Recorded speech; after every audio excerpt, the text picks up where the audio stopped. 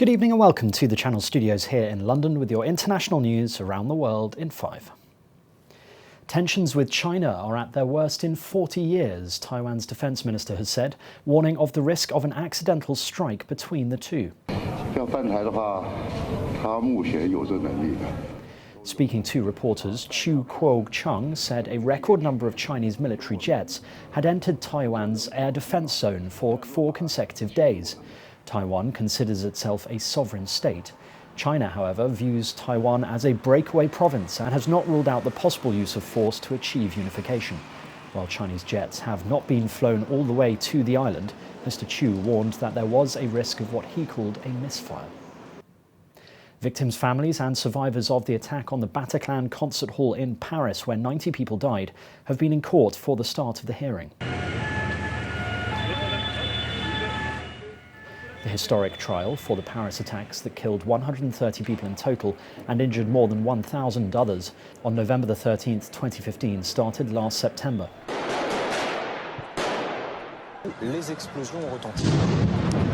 Groups of gunmen and suicide bombers attacked the perimeter of the Stade de France sports stadium, the Bataclan music hall and a string of 6 bars and cafes. European Union leaders have met with their counterparts from candidate countries in Slovenia. It's a time when members like Angela Merkel, along with the EU executive, are seeking to reassure the 6 Balkan membership hopefuls they could one day join the bloc. EU leaders are likely to agree a summit declaration restating an 18-year-old promise of future membership to Serbia, Montenegro, Bosnia-Herzegovina, North Macedonia, Kosovo and Albania if they fulfill the criteria. Thousands of Afghans are still trying to flee the country every day due to unemployment, poverty and uncertainty. Hundreds of them are in Zaranj, a city which shares a land border with Iran, waiting in restaurants and motels to get the chance to cross the border by a smuggler. Poverty and hunger have worsened since the Taliban takeover of Afghanistan, a country already suffering from drought and the pandemic. According to the UN High Commissioner for Refugees, 500,000 people have been displaced in Afghanistan since the Taliban took power.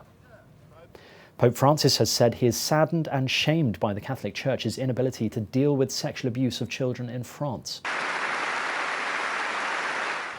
The pontiff said the Church must make itself a safe home for everyone and said he would like to express to the victims his sadness, sorrow for the trauma they have suffered and also his shame. He was speaking a day after a major investigation revealed that French clergy had abused more than 200,000 children over 70 years. Russia has reported another record day of COVID-19 deaths. 929 coronavirus-related deaths were reported on Wednesday, the largest single-day death toll it has recorded since the pandemic began. The government coronavirus task force also said it had recorded 25,000 new cases in the last 24 hours. The United Nations World Food Programme says it has completed a first round of food distribution in Ethiopia's Amhara and Afar regions, but warned it is struggling to deliver aid in Tigray. War broke out in the country 11 months ago, and the World Food Programme is warning that others in Ethiopia are facing a humanitarian catastrophe as it struggles to reach all those affected by the conflict. Violence and starvation is thought to have displaced more than 2 million people since the conflict began. 2 scientists have been awarded the 2021 Nobel Prize in Chemistry for their work on building molecules that are mirror images of one another. For the development of asymmetric organocatalysis. German-born Benjamin List and Briton David Macmillan were announced as the winners at an event in Stockholm. Their chemical toolkit has been used for discovering new drugs and making molecules that can capture light in solar cells. And finally, a rare collection of drawings, sketches and paintings by champion boxer Muhammad Ali has sold at auction for nearly $1 million. Some 26 artworks went under the hammer at an auction house in New York. One of the most anticipated works, Sting Like a Bee, sold for $425,000, more than 10 times its pre-sale estimate. Ali is hailed as one of the greatest ever athletes, but was also an activist, poet, and less well known, an artist.